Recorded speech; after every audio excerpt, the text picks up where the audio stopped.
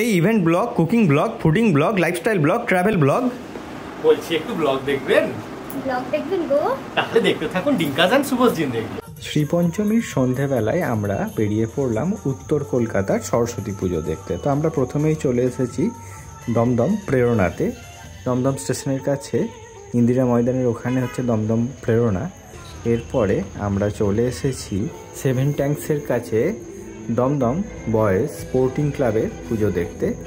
এই Dumdum boys sporting ক্লাবের পুজো মণ্ডপটি আর কি বেশ সুন্দর, একদম একটা অন্যরকম থিম আর কি। এখানে আমরা দেখতে পাচ্ছি যে পুরো মণ্ডপটাই ময়ূরের আদলে গড়ে উঠেছে। মা সরস্বতীর বাহন হাঁস না ময়ূর, এটা নিয়ে তো একটা কন্ট্রোভার্সি চলেই। এক এক জায়গায় সরস্বতী এক এক বাহনের সঙ্গে পূজিতা হন। তো এখানে আমরা দেখতেই পাচ্ছি যে পশ্চিম ভারতে যেরকম আমরা দেখি যে সরস্বতী ময়ূর বাহনা, সেরকমই এই পুরো মণ্ডপটি আর কি ময়ূরের সাজে সেজে উঠেছে, ময়ূর থিম আর কি এখানকার। চলুন ঘুরে আসি ভিতরটা।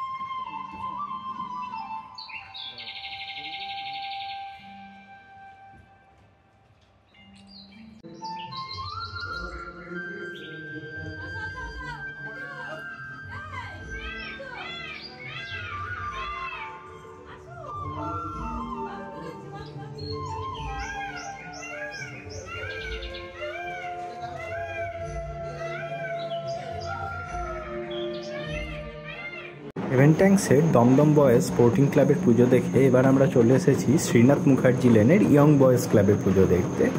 ইয়ং বয়েজ ক্লাবের এবারের থিম খেলনা, যা কিছু আমরা ফেলে দিই ডাস্টবিনের জায়গা হয় আর কি, সেই সমস্ত জিনিসের সেই সকল খেলনা জিনিসকে নিয়ে এইবারের পুজো মণ্ডপটি আর কি সেজে উঠেছে। আমরা দেখতেই পাচ্ছি খুব সুন্দর ফেলে দেওয়া কাগজ দিয়ে মেনলি আর কি পুরো প্যান্ডেলটা আর কি সেজে উঠেছে।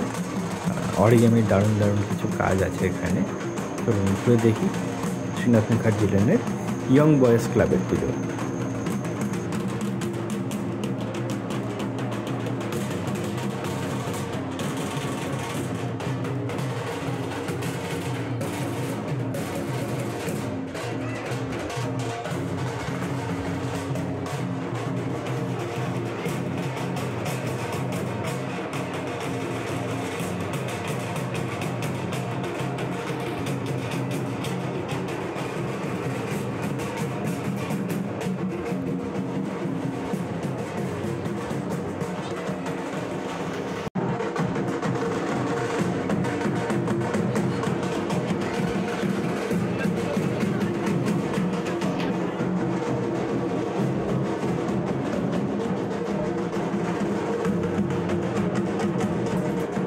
মাতৃ প্রতিমার মধ্যে একটা অন্য রকমের নান্দনিকতা রয়েছে।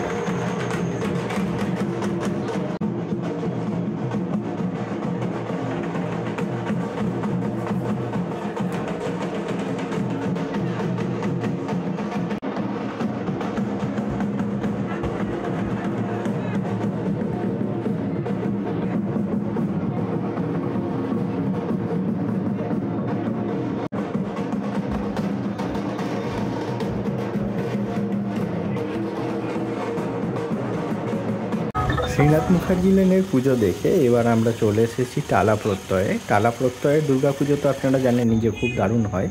তো এবার আমরা চলে এসেছি টালা প্রত্যয়ের সরস্বতী পুজো দেখতে। আর 2025 সালে টালা প্রত্যয় 100 বছরে পদার্পণ করলো।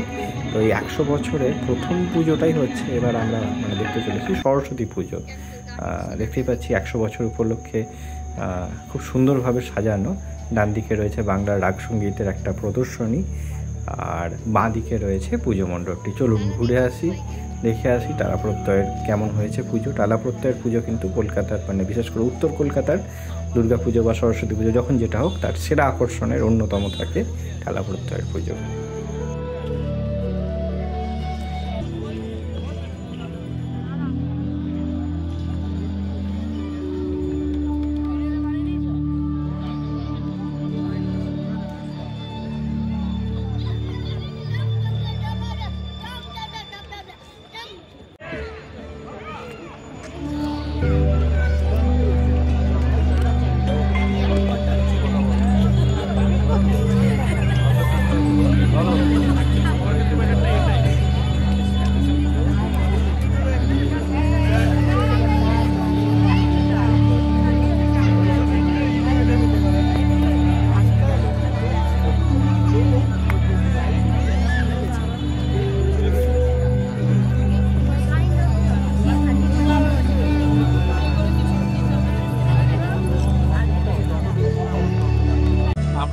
চলে এসেছি উত্তরের সরস্বতী পুজো পরিক্রমা করতে।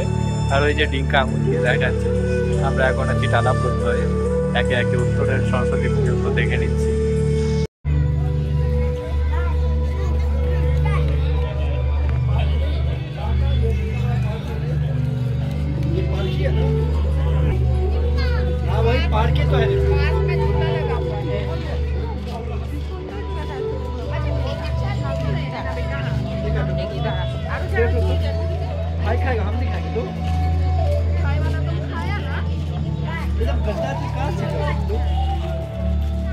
টালা প্রত্যয়ের পুজো দেখার পর আমরা এখন চলে এসেছি রাজা দীনেন্দ্র স্ট্রিটের অগ্রণী সংঘের পুজো দেখতে। অগ্রণী সংঘের প্যান্ডেলটা কিছুটা আর কি ওই ক্যাপিটালের মতন, ওয়াশিংটন ক্যাপিটালের মতন বানিয়েছে। পাশেই আছে আর কি ক্যালকাটা বাংলো, ফেমাস আর কি ক্যালকাটা বাংলো, আর তার পাশেই অগ্রণী সংঘের পুজো মণ্ডপটি।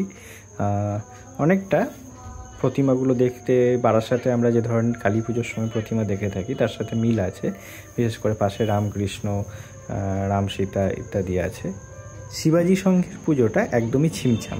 প্যান্ডেলে সেরকম কোনো আতিশয্য না থাকলেও যে প্রতিমাটি রয়েছে সেই প্রতিমাটি আকারে বেশ বড়, খুব সুন্দর একটা সাবেকি প্রতিমা আমরা দেখতেই পাচ্ছি। পুরো প্রতিমাটি একদম ডাকের সাইজে সজ্জিত, দারুণ লাগছে এই শ্বেত বসনা শ্বেত মূর্তিটি দেখতে। খুব সুন্দর, অপূর্ব সুন্দর এই বিশাল শিবাজি সংঘের প্রতিমাটি দেখে এখন আমরা চলে এসেছি চোরবাগানের পুজো দেখতে।